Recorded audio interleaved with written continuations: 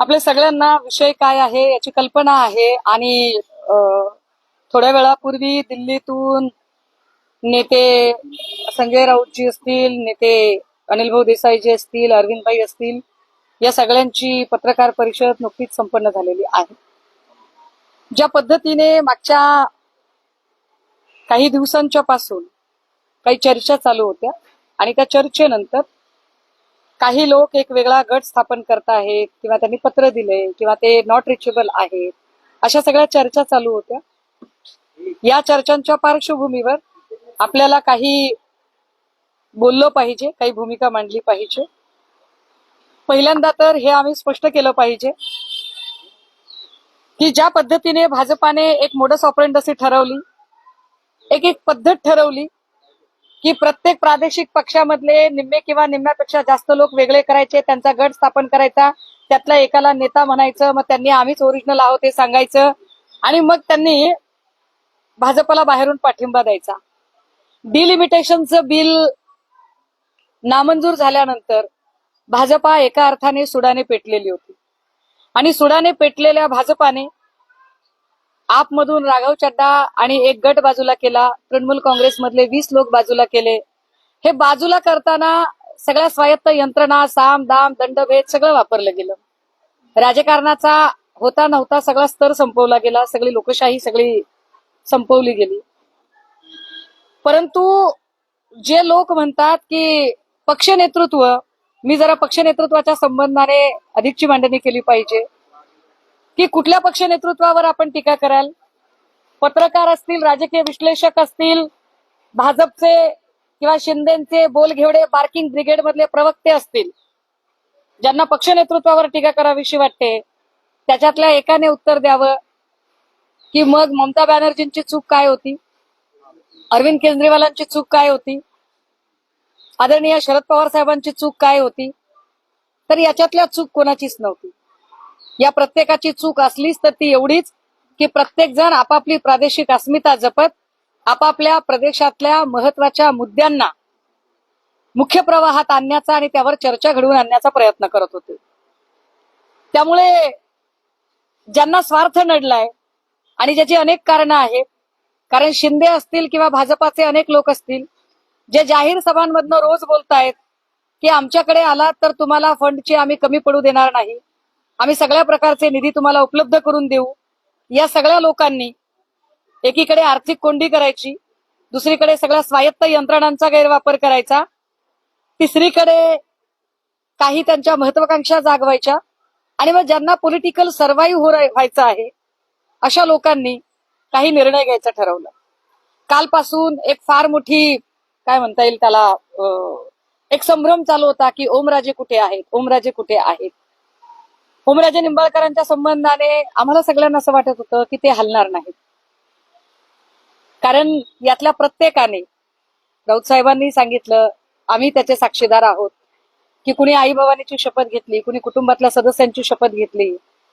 आता जे देवाची शपथ घेऊन देवालाही सोडत नाहीत, ज्या कुटुंब आपलं सगळं काही असतं आपल्यासाठी, त्या कुटुंबातल्या आपल्या पोराबाळांची शपथ घेऊन त्यांची पर्वा करत नाहीत, ते पक्ष नेतृत्वाची पर्वा करतील अशी अपेक्षा करणं चूक आहे. परंतु काल रात्री 10:30 वाजता पुण्यात एक चार्टर आलं, ज्या चार्टरला तानाजी सावंत लीड करत होते. तानाजी सावंतांच्या सोबत अजून काही लोक होती. यामध्ये नानासाहेब पाटील, मी चार्टर मधल्या लोकांची नावं सांगतेय, नानासाहेब पाटील, अमित क्षीरसागर, जयराजे निंबाळकर आणि ओमराजे निंबाळकर हे तानाजी सावंत यांच्या समवेत दिल्लीला गेले. खरं तर या सगळ्या लोकांचं दिल्लीला जाणं हे अचानक नव्हतंच. मुळात 10 तारखेला दिल्लीला एनडीएची एक महत्वाची बैठक झाली. 10 तारखेला एनडीएची जी पंतप्रधान मोदींनी बैठक घेतली, त्या बैठकीनंतर दिल्लीच्या हॉटेल ताज मानसिंगला या सगळ्या लोकांची बैठक एकत्रितपणे झाली. या बैठकीत आता ज्यांनी गट स्थापनेचा वगैरे दावा आणि या सगळ्या बातम्या येत आहेत, हे सगळे लोक त्या बैठकीला उपस्थित होते. ओमराजेंच्या एका महत्वाच्या केसचा निकाल आहे. निकाल 20 तारखेला येणार आहे. निकालावर का बरं हे सगळं अवलंबून असावं? निकालामध्ये असा काही शब्द दिलाय का? कदाचित निकालामध्ये अशी काही आश्वस्तता आहे का की आम्ही तुमचा पारंपरिक राजकीय विरोधक, तुमची कायमची डोकेदुखी संपवून टाकू, तुम्हाला तुमचा राजरस्ता मोकळा असेल, असा काही शब्द मिळालेला आहे का? नागेश पाटील आष्टीकर बद्दल मी बोलावं तेवढं थोडं आहे. कारण नागेश पाटील आष्टीकर त्यांना असं वाटतं की ते सगळ्यात मोठे तिस्मार खान आहेत. परंतु नागेश पाटील आष्टीकरांच्या गेल्या 2 महिन्यांपासून चाललेल्या जेवणावळी असतील, बैठका असतील, या सगळ्यांच्या बातम्या आमच्यापर्यंत पोहोचत होत्या. मी दिल्लीत नसले तरी दिल्लीत तुमचे 500 असतील, आमचे 50 तरी असतील. त्यामुळे तुमची जेवणावळी कुठे झाल्या, तुमच्या बैठका कुठे झाल्या, या सगळ्या टीमचे मुख्य कॅप्टन संजय देशमुख आणि या सगळ्या टीमचे व्हाईस कॅप्टन नागेश पाटील आष्टीकर. ज्या आष्टीकरांनी परवा दिवशी सुद्धा रात्री फोन केला संध्याकाळी 7 वाजता आणि मला असं सांगितलं की ताई, नांदेडमध्ये लोहबंदेंच्या घरातली 2 मतं आहेत, तुमचे आणि लोहबंदेंचे संबंध चांगले आहेत, तुम्ही तेवढं त्यांना सांगा की रेखाताई लोहबंदेचं मत माझ्या पोराला मिळालं पाहिजे, माझं पोरगं विधान परिषदेला उभं आहे. सगळं काही समजून उमजून सुद्धा मी नागेश पाटलांचं बोलणं ऐकत होते. कारण नागेश पाटील चक्क लोकांना वेडं समजून वेड्यात काढण्याचा प्रयत्न करतायत. त्यांना असं वाटत होतं की ते ओव्हर स्मार्ट आहेत, पण ही सगळी गोष्ट आम्हाला कळत होती. विशेष काल सकाळी नागेश पाटलांनी पक्ष नेतृत्वाला फोन केला. पक्ष नेतृत्वाला सांगितलं की सुषमाताईंना कृपया आपण सांगा की नांदेडला स्थानिक स्वराज्य संस्थांची जी 2-3 मतं आहेत ती त्यांनी तिथे फोन करावा. जे लोक म्हणतात की पक्ष नेतृत्व संपर्कात नव्हतं, तर मग पक्ष नेतृत्वाने तातडीने मला फोन कसा केला? नागेश पाटलांच्या संपर्कात एवढं सगळं होऊन नागेश पाटील आपल्याशी बैमानी करणार आहेत हे माहीत असून सुद्धा पक्ष नेतृत्वाने नागेश पाटलांना शब्द दिला की हो, मी सुषमाताईंशी बोलतो. पक्ष नेतृत्वाने मला फोन केला, सांगितलं की ताई नांदेडमध्ये फोन करा. मला हे सगळं समजत होतं, तरीही माझ्या नेतृत्वाला मी किती दुखवायचं, माझ्या नेतृत्वाला अजून मी किती वेदना द्यायच्या, हे समजून उमजून मी त्यांच्याशी काहीही न बोलता म्हटलं, सर होय मी बोलते, मी सांगते सर त्यांना. विशेष काल संध्याकाळी 7:15 वाजता पुन्हा एकदा नागेश पाटलांचा फोन आला पक्ष नेतृत्वाला. साहेब, तेवढं तुम्ही फोन केला ना, म्हणजे किती किती ओव्हर स्मार्टनेस दाखवावा, त्याला काही लिमिट? म्हणजे जे लोक म्हणतात की पक्ष नेतृत्वाचा संपर्क वगैरे, अरे दादा हो, सगळ्यांचा संपर्क होता. पण जर इतकं जर गोड बोलून जर लोक शांतीत क्रांती करत असतील, ह्याला क्रांती म्हणत नाही, याला चापलुसी म्हणतात. नागेश पाटलांचे काही आडाखे असतील, संजय देशमुखांचे आडाखे तर अगदी खूप बाळाचे पाय पाळण्यात दिसतात म्हटल्यासारखे ते आधीपासून कळत होते. आणि या सगळ्यांनी साईबाबाची शपथ घेणारा गृहस्थ, जिकडे गुलाल तिकडे चांग भलं, कार्यक्रम यशस्वी झाला तर सगळ्यात पहिला मी मी मी म्हणणार, कार्यक्रम जर यशस्वी नाही झाला तर मी नव्हतोच असे म्हणून बाजूला होणार, अशा पद्धतीचा साईबाबाची शपथ घेणारा तो प्राणी. हे सगळेच लोक, या सगळ्या लोकांच्या हालचालींवर आम्ही 2 महिन्यांपासून बारीक लक्ष ठेवून होतो. कदाचित संजय देशमुखांना राज्यमंत्री पद खुणावत आहे का? संजय दिना काय, म्हणजे एसआरएचे खूप सारे मुंबईत प्रकल्प चालू आहेत, नेमकं कुणाचं काय ते अजून कळायचं बाकी आहे. परंतु कुणाच्या मनात काय आहे, अंदर क्या है बाहर क्या है, सब पब्लिक जानती है. पण या पत्रकार परिषदेच्या माध्यमातून महाराष्ट्रातल्या तमाम शिवसैनिकांना मी आवर्जून सांगितलं पाहिजे की या वेळेचं केलेलं मतदान हे नव्या नावासकट, नव्या चिन्हासकटचं मतदान होतं. हे धनुष्यबाणावरचं मतदान नव्हतं. या मतदानामध्ये शिंदे किंवा शिंदेचे सहकारी नव्हते. या मतदानाच्या वेळेला फडणवीस, भाजपा किंवा त्यांच्या कुठल्याही स्वायत्त यंत्रणा मदतीला नव्हत्या किंवा अजून कोणीच नव्हतं. हे मतदान आम्ही आमच्या ताकदीवर घेतलेलं मतदान होतं. हे मतदान शिवसैनिकांचं मतदान होतं. शिवसैनिकांनी रक्ताचं पाणी करून 9 खासदार आणि 20 आमदार निवडून आणलेले. त्यामुळे शिवसैनिकांना पूर्ण अधिकार आहे या लोकप्रतिनिधींच्या घरात घुसून त्यांना जाब विचारायचा. आणि शिवसेना स्टाईल घरात घुसलं पाहिजे एकेकाच्या, आणि घरात घुसून जाब विचारला पाहिजे की तुम्हाला असं काय कमी पडलेलं होतं. चिन्ह नवीन असताना एका नव्या चिन्हाला ब्रँडिंग करायचं काम इथल्या फाटक्या शिवसैनिकांनी केलंय. एका नव्या चिन्हाला नव्या नावाला घेऊन त्याचा ब्रँड बनवण्याचं काम इथल्या फाटक्या आणि उपाशी पोटी काम करणाऱ्या शिवसैनिकांनी केलंय. त्यामुळे शिवसैनिकांना घरात घुसून जाब विचारायचा अधिकार आहे आणि घरात घुसून जाब विचारला पाहिजे. आणि या सगळ्या ज्यांना वाटतंय की आपण फार मोठा तीर मारलाय त्या सगळ्यांचे फोन नंबर आम्ही सगळ्या शिवसैनिकांना देत आहोत. कारण हा प्रश्न आता तुम्ही आमच्या भावनांशी खेळताय. इजा झाला बिजा झाला दोन वेळेला भाजपामध्ये एवढी ऐपत नाहीये का की स्वतःचे नेते तुम्ही घडवावे. जातीवंत शेतकरी म्हणून आम्ही दरवेळेला पेरत जाणार, आम्ही मशागत करणार, कोळपणी निंदणी बीज पेरणी खुरपणी सगळं आम्ही करणार आणि पीक घाट्या हुरड्यात आल्यावर आयती कणसं चोरायला तुम्ही येणार. तर तुम्हाला शिवसैनिकांनी घरात घुसून जाब विचारला पाहिजे आणि शिवसैनिक तो जाब विचारते.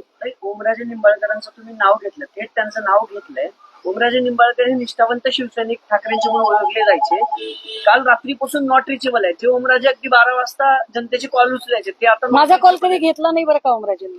हा पुढे आता ते नॉट रिचेबल आहेत. म्हणजे ओमराजे निंबाळकर दिल्लीला, कारण ते बऱ्याच जणांना असं सांगतायत की मी अजूनही पुण्यात आहे, पण समजायचं काय नेमकं, हा संभ्रम का आहे? मी ओमराजे निंबाळकरांना सकाळपासून फोन करण्याचा प्रयत्न करते. ओमराजेंना मी फोन केला पण माझा फोन उचलला गेला नाही.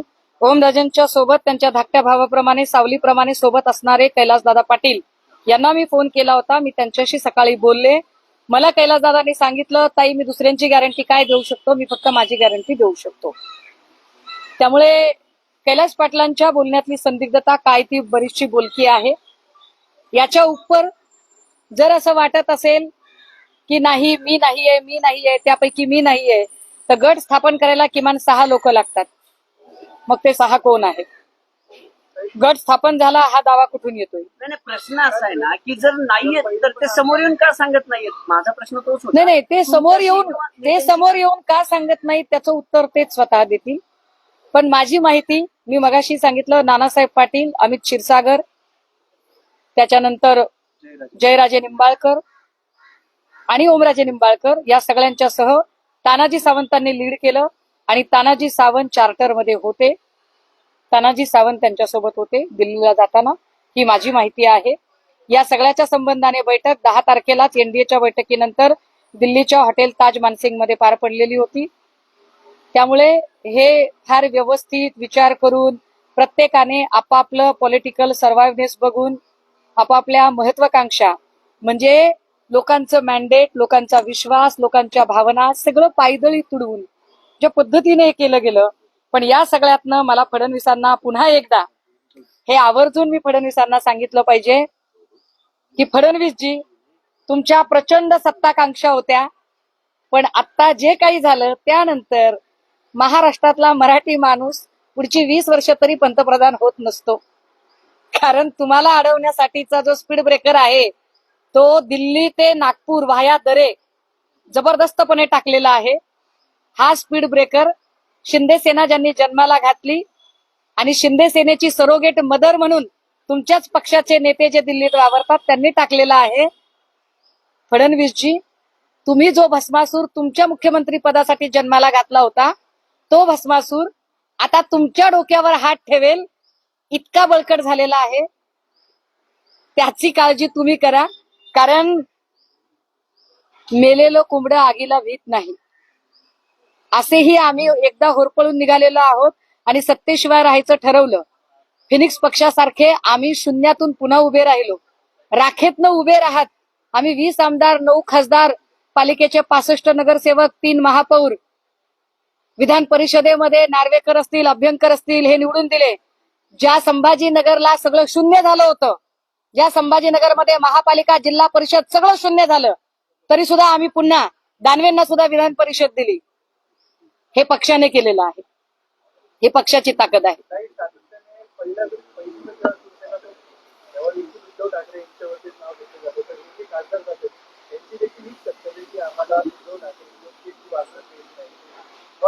आपण याबद्दल नाही, हे काय असतं ना, माझ्या गावाकडे एक म्हण आहे, निनांद्याला 12 बुद्ध्या असतात. ज्याला नांदायचंच नाही तो 12 कारण सांगतो. जर या लोकांचं जर हे कारण असेल तर मग मला सांगा, तृणमूलचं काय कारण होतं? त्या 20 लोकांचं काय कारण होतं? ममता बॅनर्जी तर काळा कोट घालून अगदी कोर्टापर्यंत सुद्धा धावल्या होत्या. त्यांचं काय कारण होतं? अरविंद केजरीवाल तर स्वतः जेलमध्ये जाऊन आले. मग त्यांचं काय कारण होतं? पवार साहेब तर अगदी दादा गेल्यानंतर 3ऱ्या दिवशी नदी पाहणीसाठी गेले होते. त्यांचं काय कारण होतं? ही सगळी कारणं बकवास आहेत. एकच महत्वाचं कारण आहे, वन पार्टी वन इलेक्शन. एका डिक्टेटरशिपकडे आपण जात आहोत. Absolute power and absolute corruption या दिशेनं हा प्रवास आहे. पण या सगळ्या प्रवासात ज्यांनी फोडाफोडीच्या समीकरणाला जन्म घातला, ज्यांनी ही सुरुवात केली, ते देवेंद्र फडणवीस मात्र या निमित्ताने मुख्य प्रवाहातल्या राजकारणातनं बाजूला पडलेले आहेत. भाजपच्या राजकारणातनं आता देवेंद्रजींची किंमत शून्यवत होत चाललेली आहे. हे या निमित्तानं सिद्ध झालं. उद्याला आश्चर्य वाटायला नको की मुख्यमंत्री पद कदाचित फडणवीसांकडून जाऊन त्यांनी जन्माला घातलेल्या भस्मासुराकडे सुद्धा येऊ शकते. काही खासदार तर गेले, 20 आमदारांची तुम्ही हे सांगितलं की 20 आमदार आहेत. त्या आमदारांचं काय, तेही जातील का? आणि सूक्ष्म आमदारांना देखील ऑफर होती, त्या चार्टर्ड विमानात तुमचं देखील सीट रिझर्व होतं असं कळतंय. हे करायचं नाही, सूक्ष्म आमदारांना ऑफर होती नव्हती याला काही अर्थ नाही. सूक्ष्म आमदारांना स्वतःला काय वाटतं हे जास्त महत्वाचं आहे. आम्ही आहोत इथे, नाही, पण chartered आम्ही लढणार आहोत. होतं तुमच्या नावचं रिझर्व होतं असं कळतंय. पण जायचं का नाही ते हे मी ठरवलं पाहिजे ना. होतं का? मी काही आमदार नाहीये, मी काही खासदार नाहीये. लक्षात घ्या, मी आमदार नाही, मी खासदार नाही. त्यामुळे मी त्याच्यावरती काही फार भाष्य करू नये. पण एक नक्की आहे की जे 20 आमदार आहेत, या 20 आमदारांनाही मग मेहकरचे सिद्धार्थ खरात असतील, वर्धाच्या साईडचे लवटे असतील, आळंदीतले बाबाजी काळे असतील, या प्रत्येक आमदारांना निवडून आणण्यासाठी आम्ही रक्ताचं पाणी केले. सुषमा अंधारेने स्वतः महाराष्ट्र 7 ते 8 वेळा उभा आडवा पिंजून काढलाय. हे सगळं ऑपरेशन टायगर नाव दिलं जाते याला, हे सगळं भाजपनीच केलंय असं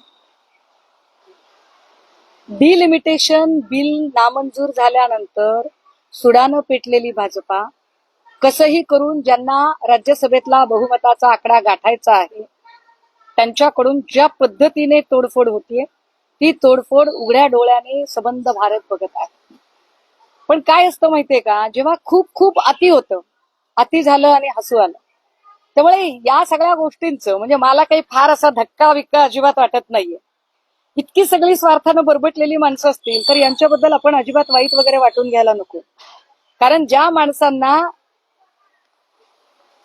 जून महिनाच होता, तोही 4 वर्ष झाली त्याला, त्या जून महिन्यातच जेव्हा ही सगळा पहिला विश्वासघात झाला, एका मोठ्या शस्त्रक्रियेनंतर उद्धव ठाकरे घराबाहेर पडले, महाराष्ट्र पिंजून काढला, एका दिवसात 6-6, 7-7 सभा केल्या, नव्या चिन्हासकट या सगळ्या लोकांना निवडून आणलं. त्याची जर यांना जाणीव नसेल, कुणाला कोर्टाची केस, कुणाला राज्यमंत्रीपद, कुणाला SRA चे प्रकल्प, कुणाला काही जर खुणावत असेल तर ज्याचा त्याचा स्वार्थ. काही बाळासाहेब ठाकरे असताना जर असं काही झालं असतं तर शिवसैनिक धडा शिकवायचे. तुम्ही म्हणाला का सगळ्या नेत्यांचे आम्ही नंबर देतोय शिवसैनिकांना, शिवसेना पुन्हा तशीच आक्रमक होणार आहे का? बाळासाहेब शिवसेना तितकीच आक्रमक असेल. मी म्हटलं ना की शिवसेना माणसं पेरणारा, नेते पेरणारा पक्ष आहे.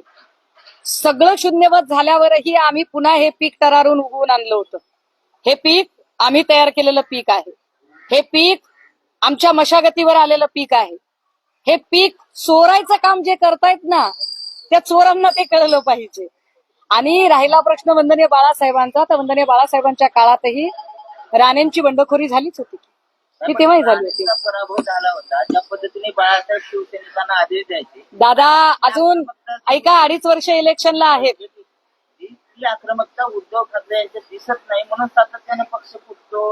अशी सगळी संधी इतरांना भेटते. मला असं वाटतं की माध्यमांकडून किंवा अजून कोणाकडून एक नरेटिव्ह सेट करण्याचा जो प्रयत्न केला जातोय, कृपया त्याला जरा छेद द्या. एक फार चांगली म्हण आहे इंग्रजीमध्ये, यशाला अनेक बाप असतात, अपयश पोरकं असतं. जेव्हा एखादी गोष्ट अशी घडते त्यावेळेला सरळसोटपणे नेतृत्वावरती खापर फोडणे हे योग्य नाही. कारण मी म्हटलं की जर तुम्ही ठाकरेंना किंवा नेतृत्वावर जर तुम्ही टीका करणार असाल तर मग तुम्ही तृणमूल काँग्रेसबद्दल काय बोलाल, पवार साहेबांच्या नेतृत्वाबद्दल तुम्ही काय बोलाल, अरविंद केजरीवालांच्या नेतृत्वाबद्दल काय बोलाल? 2400 उदाहरण दिलं आता. गुवाहाटी तो पार्ट 1 होता, आता हा गुवाहाटी पार्ट 2 म्हणायचा. तुम्ही 2400 उदाहरण दिलं आणि 4 वर्षात जर दोनदा असं होत असेल तर तुमच्या चुका असतील ना कुठेतरी. हो, आमच्या चुका आहेत ना. आमची चूक ही आहे की आम्ही पुन्हा एकदा म्हणजे आईची शपथ घेतल्यावर, बापाची शपथ घेतल्यावर, लेकराची शपथ घेतल्यावर आम्हाला असं वाटलं की माणूस जे काही करतो ते आई, बाप, पोरं, बाळ, बायको यांच्यासाठी करत असतो, कुटुंबासाठी करत असतो. फार हिंदुत्ववाद मानणारे, देव, देश, धर्म मानणारे लोक देवाला आणि धर्माला प्रमाण मानत असतील, पण देवाधर्माची शपथ घेऊन, कुटुंबाची शपथ घेऊन जर लोक पलटत असतील तर त्याला आपण काय करू शकतो बरं? सुषमाताई, आता उद्धव ठाकरे यांनी पत्रकार परिषद घेणं अपेक्षित होतं, परंतु इतका मोठा भूकंप झालेला असताना देखील उद्धव ठाकरे माध्यमांसमोर आलेले नाही किंवा त्यांची भूमिका अजून उद्धव ठाकरे पत्रकार परिषद घेतील, काळजी करू नका. सकाळपासूनचा जो एकूण घटनाक्रम चालू आहे त्या घटनाक्रमामध्ये दिल्लीत एक पत्रकार परिषद संपन्न झाली आहे. उद्या आम्ही जो व्हीप जारी केलाय त्याच्यानुसार उद्या आमची बैठक होते. उद्याच्या बैठकीला अजून कोण कोण हजर राहते एक क्लिअर पिक्चर हातात येऊ द्या. त्या क्लिअर पिक्चर नंतर स्वतः पक्ष नेतृत्व सुद्धा आपल्या सगळ्यांशी संवाद साधेल. आता जी माहिती आमच्याकडे आहे, ज्या पद्धतीची माहिती येते ते सगळे अपडेट आम्ही आपल्यासोबत शेअर करत आहोत. देसाई आणि सावंत यांनी व्हीप दिलेला आहे, परंतु आपला व्हीप उशिरा केल्यामुळे इनव्हॅलिड डटाची माहिती मिळते. तर हा व्हीप लागू होईल का याचा? ऐका, असं गृहीत धरा की आम्ही व्हीप काल दिला असता तर काय झालं असतं बरं? तर कदाचित ते म्हणाले असते की आम्हाला परवा दिवशीच पत्र मिळालेलं आहे, परवा दिवशी व्हीप दिला असता तर म्हणाले असते. असं काय करतोय? तर ते म्हणाले असते की आम्हाला 3 दिवसापूर्वी मिळालं आहे. त्यामुळे मी मगाशी म्हटलं की ज्या स्वायत्त यंत्रणा आहेत, निवडणूक आयोगासारखी यंत्रणा काय बायस्ड पद्धतीने वागू शकते हे मागची 3-4 वर्ष आम्ही बघत आहोत. आमच्या पक्ष आणि चिन्हाचा निकाल जो सगळ्यात महत्वाचा निकाल आहे तो निकाल 4.5 वर्षांपासून लागत नाही. एका ज्युडिशियल मॅटरमध्ये कुणी बोलू नये असं म्हणतात. अरे बोलायचं नाही ज्युडिशियल मॅटरमध्ये, पण ज्युडिशियल मॅटर चालू असताना त्या संबंधातल्या आमदारांना फंड मात्र वापरता येतो. हे कुठल्या नियमात बसतं बरं? चंद्रशेखर बावनकुळे असं म्हणाले की भाजपचा यामध्ये काही संबंध नाहीये, परंतु शिंदेंनी फडणवीसांची चर्चा करूनच ही सगळी ऑपरेशन टायगरची मोहीम राबवलेली आहे. काय आहे, बावनकुळे जरा उतावीळ झालेत. बावनकुळेंना असं वाटतंय की आता जर खांदेपालट झाला तर मुख्यमंत्री पद आपल्याला मिळेल. बावनकुळेंना मुख्यमंत्री पदाचे डोहाळे लागलेत. पण या पत्रकार परिषदेत जाहीरपणे चंद्रशेखर बावनकुळे, मी नेहमी तुम्हाला सांगते की तुम्ही ओबीसी असल्यामुळे तुमच्याबद्दल एक आत्मीयता वाटते, पण हा भाबडेपणा सोडा. तुम्हाला आयुष्यात मुख्यमंत्री पद मिळणार नाहीये. तुमचं सोडा, तुमचा सहकारी ज्याची तुम्ही रोज ओढताय, आता त्याची सुद्धा खुर्ची धोक्यात आलेली आहे. जागे व्हा. तुम्ही जे काही पेरलेलं आहे ते दाम दुप्पट योजनेने आता उगवलेलं आहे. तुम्ही बळकट केलेला भस्मासूर आता तुमच्या डोक्यावर हात ठेवायला सज्ज झालेला आहे. त्यामुळे बावनकुळे प्लीज प्लीज जागे व्हा. फडणवीसांचा या ऑपरेशन टायगर मध्ये किंवा अप्रत्यक्षरित्या सहभाग आहे असं मला वाटतं. नाही, मला असं वाटतं की देवेंद्र फडणवीसांची हातबलता आहे. आदित्य ठाकरे पुण्यातच म्हणाले की आम्ही आमच्या नेत्यांवर अंधविश्वास ठेवतो. आता त्यांना तो सगळीकडे असतो बघा. विश्वासावर काय म्हणतात त्याला, उम्मीद पे दुनिया कायम आहे म्हटल्यासारखं विश्वासावर सगळं जग चालतं. जर एखादा नेता आपल्या पोराची शपथ घेतो, एकुलत्या एका पोरीची शपथ घेतो, आपलं लेकरू आजारी आहे असं सांगतो, आई भवानीची शपथ घेतो, शिर्डीच्या साईबाबाची, शिर्डी वही आते है जिने बाबा बुलाते है, त्या साईबाबांची शपथ घेतो, तर विश्वास ठेवणं स्वाभाविक आहे ना. काही मग आता हे जे 6 खासदार आहेत तो शिंदे गट जो आहे किंवा शिवसेनेची शिंदेची शिवसेना जी आहे त्यांच्याकडनं अधिकृत काहीच नाही आला अजून. तुमच्याकडनं मात्र अधिकृत तुम्ही नावं घेतलेत. मग आता देशानं राज्यानं असं समजायचं का की हे 6 खासदार गेले तुम्हाला सोडून? ते कोण 6 गेले ते अजून आम्हाला कळायचंय. तुम्ही नाव घेतली की आता त्याच्यातले काही? ऐका, मी असं म्हटलं की रात्री कोण गेलो, ते दिल्लीला अजून वेगळ्या कामाला गेले असतील असं गृहीत धरू. पण ते गेले ना, ते रात्रीच गेले. ते त्या सकाळपर्यंत जे सांगतायत की मी पुण्यात, तर ते पुण्यात नाही, ते रात्री गेले. नाही, संजय राऊत असं म्हणाले की व्हीप जारी झालेलं आहे आणि उद्या जर हे 6 खासदार स्वबळी परतले नाही तर त्यांच्या विरोधात काही कायदेशीर कारवाई आपण करणार आहोत. मी म्हटलं ना की नागेश पाटील आष्टीकर जे कालपर्यंत ओव्हर स्मार्टनेस दाखवत होते आणि ते असं दाखवायचा प्रयत्न करत होते की मी इथेच आहे. अगदी कालही ते बोलताना म्हणाले की साहेब माझी सही तिकडे कोणी करू शकतं बरं का, मी घरीच आहे. म्हणजे म्हणजे याला खूपच तयारीचा माणूस लागतो. नागेश पाटील आष्टीकर म्हणजे फुल तयारीचा माणूस. परंतु याची कुणकुण आम्हाला जेव्हापासून लागली तेव्हापासून आम्ही आमच्या ज्या काही लिगल गोष्टी आहेत त्यावर काम सुरू केलं होतं. आमच्या कायदेशीर बाबी आणि त्या संबंधाने कामकाज बघणारे खासदार अनिल भाऊ हे त्या संबंधाने दिल्लीमध्ये सातत्याने वेगवेगळ्या कायदेतज्ञांशी बोलत होते. त्यानुसार आम्ही कायदेशीर पावलं उचललेली आहेत. व्हीप जारी झालेला आहे आणि त्याच्या इतर अजून जे लिगल आस्पेक्ट आहेत मला कल्पना आहे. मी हे सगळं बोलल्यानंतर भाजपची वफादारी केल्यामुळे ज्या निकमांना राज्यसभा मिळाली ते निकम लगेचच याचा लिगल आस्पेक्ट कसा चूक आहे कसा बरोबर आहे हे सांगायला पोपटासारखे पुढे येतील. पण आम्ही त्यांनाही सांगितलं पाहिजे की जर खासच तुम्ही लोकशाहीचे भोगते असाल तर पार्लमेंटरी डेमोक्रेसी अभ्यासा, डिफेक्शन लॉ अभ्यासा आणि मग बोला. तर या सगळ्या राजकीय परिस्थितीला ना ऑपरेशन टायगर असं नाव देण्यात आलंय. संजय राऊत असं म्हणाले की या निमित्ताने त्यांना कळलं की आम्ही टायगर आहोत आणि ऑपरेशन टायगर. मग ऑपरेशन टायगर शिंदेचं सक्सेसफुल झालंय? ऑपरेशन टायगर सक्सेसफुल झालं की नाही हे मी म्हटलं ना की उद्या 11ची बैठक आहे तेव्हा आपल्याला कळेल. पण एक नक्की आहे की जर ते टायगर असतील तर त्यांनी दिवसाढवळ्या येऊन प्रेस कॉन्फरन्स करत गाजावाजा करत एक डरकाळी फोडून सांगितलं असतं. रात्री अपरात्री कुठेतरी चार्टरमध्ये बसायचं, लोकांना इमोशनल ब्लॅकमेलिंग करत माझं लेकरू आजारी आहे, पुरीची शपथ, पोराची शपथ, बायकोची शपथ, देवाची शपथ, आई भवानीची शपथ, साईबाबाची शपथ, अशा गोष्टी केल्या नसत्या. त्यामुळे याला टायगर ऑपरेशन म्हणायचं की नाही हाही संशोधनाचा मुद्दा आहे. या सगळ्यानंतर व्हिडिओ व्हायरल होतो ज्यामध्ये बाळासाहेब म्हणतात की पोलीस जर कुठल्या त्यांना रस्त्यावर सोडवा अशी भाषा. नाही, आता त्या मार्गाने शिवसैनिक जातील. मी तर म्हटलं ना की हे मॅन्डेट शिवसैनिकांचं मॅन्डेट आहे. या निवडणुकीत मी अजून एक गोष्ट सांगितली पाहिजे. जे म्हणतात ना की आम्हाला निवडणुकीत मदत केली नाही, आम्हाला आर्थिकची मदत मिळाली नाही, त्याच्यातला एकही जण म्हणू शकत नाही. नागेश पाटील आष्टीकरांना किती आर्थिक मदत केली त्याची साक्षीदार मी आहे. अमरावतीला सुनील खराटेला किती मदत दिली त्याचे साक्षीदार मी आहे. बदामराव पंडितला किती मदत दिली होती त्याची साक्षीदार मी आहे. याच्यातल्या प्रत्येकाला मदत गेली होती. वाकचौरेंना सगळ्यांना मदत केलेली होती. त्यामुळे यांना सगळ्या प्रकारे मदती पोचलेल्या आहेत. आता एवढं सगळं होऊन एका नवीन चिन्हावर एवढी मेहनत घेऊन ज्या शिवसैनिकांनी दिवस रात्र मेहनत घेऊन, काही शिवसैनिक तर बिचारे पदाशिवाय काम करणारे आहेत.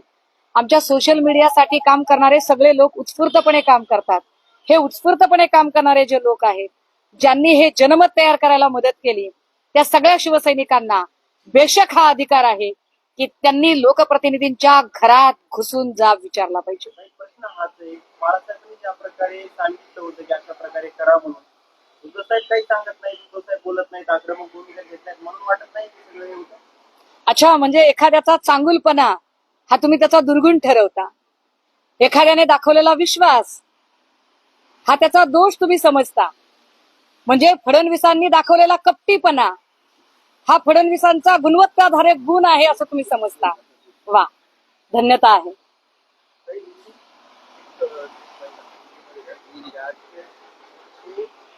पिछले 15 दिनों से काफी चर्चाएं चल रही थी, बहुत सारे रूमर्स फैल रहे थे और उसे लेकर अब चित्र थोड़ा थोड़ा स्पष्ट होता जा रहा है. सुनने में आया है कि कुछ लोग अपना एक अलग गुट स्थापित कर लोकसभा अध्यक्ष ओम बिरला जी को पत्र सौंपने जा रहे हैं.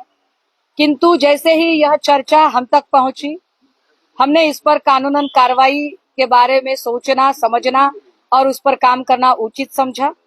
और इसी को लेकर पिछले 3-4 दिनों से हमारे नेता अनिल भाऊ देसाई, हमारे संसदीय नेता अरविंद भाई सामंत, हमारे पार्टी के नेशनल स्पीकर संजय राउत जी, इन्होंने कुछ कानूनन कार्रवाई के तौर पर पुख्ता कदम उठाए हैं। हमने आज पार्टी का व्हिप जारी किया है। कल 11 बजे पार्टी की सांसद की बैठक बुलाई है। उस बैठक में और ज्यादा चित्र स्पष्ट हो जाएगा। हम इतना ही कहेंगे कि जिन कानूनन कार्रवाई के तहत हम कुछ कदम उठाने जा रहे हैं, यह सफर इतना भी आसान इन लोगों के लिए नहीं होगा। जो भी लोग यह कदम उठाना चाहेंगे, शायद हो सकता है किसी के कानूनन केस चल रही हो, केस में कुछ पेचीदा कुछ मकाम आया हो, शायद किसी को किसी कानूनन केस में अपना मनचाहा रिजल्ट चाहिए हो, शायद हो सकता है किसी को राज्य मंत्री पद की अपेक्षा हो, शायद हो सकता है कि किसी को मुंबई के एसआरए के प्रोजेक्ट्स की अपेक्षा हो, चाहे जो कुछ हो, लेकिन हम इतना ही कहना चाहेंगे कि यह क्लियर कट मैंडेट मशाल चुनाव चिन्ह पर मिला था। यह क्लियर कट मैंडेट यहाँ के शिव सैनिकों ने आधे पेट रहकर कमाया हुआ था। इसलिए शिव सैनिकों को यह हक है कि वह अपने लोक प्रतिनिधियों को घर में घुसकर जवाब मांग सकते हैं। जवाब मांगने का उन्हें पूरा पूरा नैतिक हक है। टाइगर ऑपरेशन सक्सेसफुल हुआ है। नहीं, ऑपरेशन सक्सेसफुल हुआ कि नहीं इस पर बात करेंगे। इसे टाइगर शब्द मत जोड़िए, क्योंकि टाइगर ऐसे छुप छुप कर कभी नहीं जाते हैं। कभी गुवाहाटी में छुप कर जाएंगे, कभी ऐसे चार्टर लेकर जाएंगे। ऐसे टाइगर नहीं करते। टाइगर बस एक आवाज देता है और जंगल में सन्नाटा छाता है। टाइगर ऐसे छुप कर नहीं बैठते हैं।